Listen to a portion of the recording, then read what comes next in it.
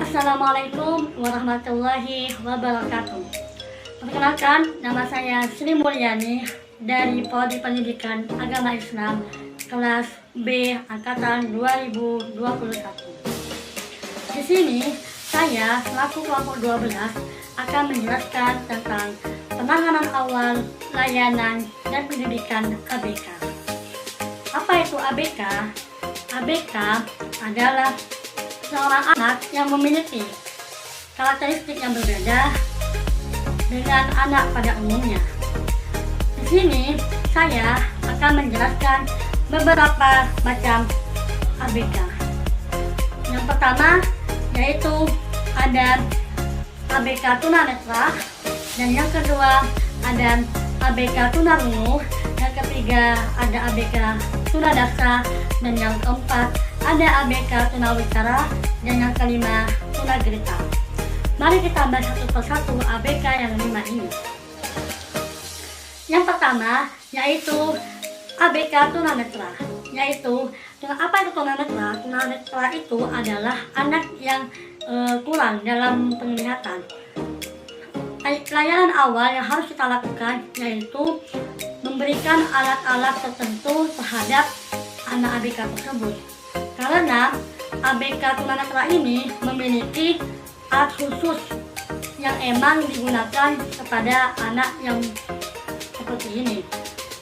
Lalu yang kedua itu tunarungu, yaitu adalah dalam konteks pendengaran.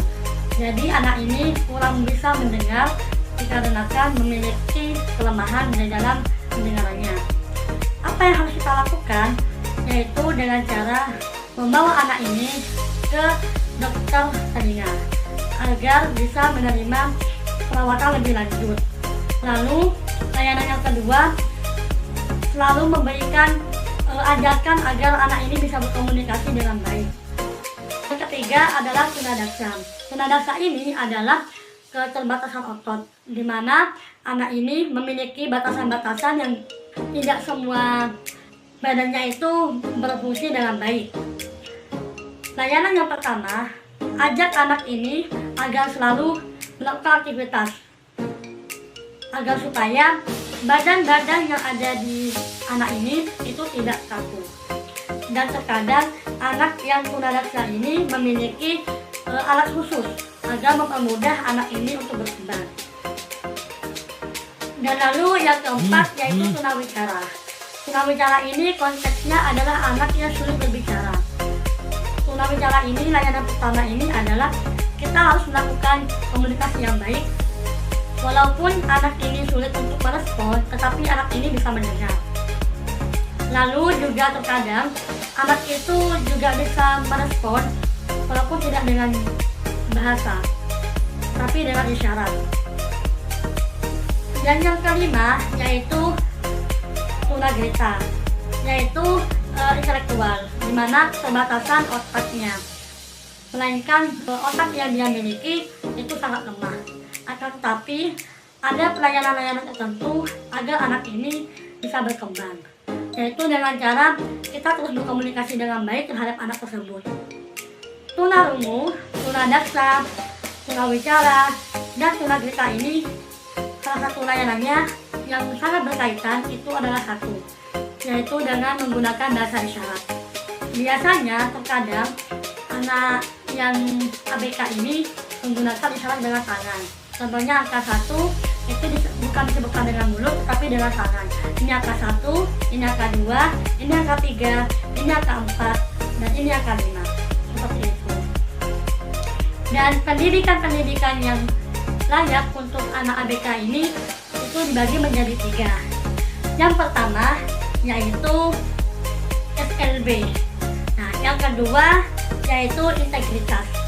Dan yang ketiga yaitu inklusi. Sini saya akan menjelaskan tentang ABK ADHD. Orang yang menyandang ABK ADHD di sini bersifat hiperaktif, pelupa, tidak bisa berkonsentrasi dan tidak teratur. Nah, penyandang ABK ADHD di sini memiliki gejala umum seperti susah berkonsentrasi, hiperaktif, impulsif. Contohnya Gejala tersebut antara lain kesusahan dalam memperhatikan pelajaran, berbicara terus-menerus. Nah, ABK ADHD tidak diketahui pasti penyebabnya, walaupun beberapa faktor seperti gen, merokok dalam keadaan hamil, dari itulah dapat berkontribusi munculnya ADHD. Cara layanannya, komunikasi yang baik antara guru dengan orang tua ADHD, jangan menuntut anak, terus jangan juga terlalu protektif terhadap anak yang mengalami ABK ADHD tersebut. Terus di sini ada juga tunelaras. Tunelaras itu individu yang mengalami hambatan dalam mengendalikan emosi. Nah, penyebab tunelaras diantara lain seperti kondisi keadaan fisik, masalah perkembangan, terus lingkungan keluarga, lingkungan sekolah, dan juga lingkungan masyarakat. Nah, karakteristik anak tunelaras itu biasanya sering cemas, kurang dewasa, agresif saat bersosialisasi.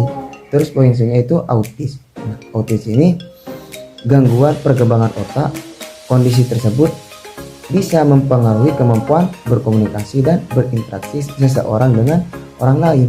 Nah, gejala autis di sini seringkali muncul di usia 2 tahun. Pada sebagian kasus, gejala autis itu tampak di usia kurang dari 1 tahun atau timbul ketika menginjak dewasa. Nah, bagaimana cara layanannya? Cara layanannya di sini terapi perilaku, bisa terapi keluarga, dan juga terapi pemberian obat-obatan kepada anak autis tersebut. Perkenalkan, nama saya Muhammad Iqbal Ismail, kelas PAIB. Di sini saya akan menjelaskan ABK gifted. Yang pertama, perhatikan karakteristik anak dari sisi positif. Dan yang kedua, nilailah talenta atau minat tertentu anak dan cobalah untuk menyediakan kebutuhannya supaya anak bisa mengembangkannya. Di sini cara mengembangkannya, kita memberikan apa yang dibutuhkan oleh anak tersebut. Seperti anak tersebut ingin diajarkan sesuatu hal seperti pelajaran matematika tambahan dan perkalian, kita harus membelikan buku pertambahan dan perkalian. Dan yang ketiga, jadilah orang tua yang berwawasan.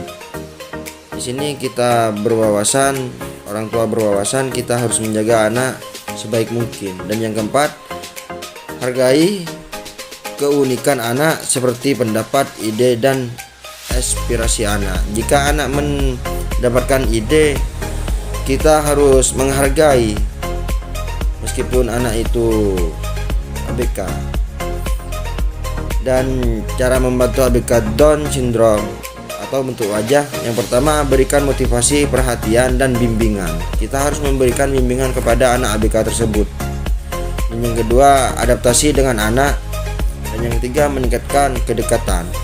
Selanjutnya, cara membentuk ABK gangguan integrasi atau merespon. Yang pertama, panggil anak dengan namanya.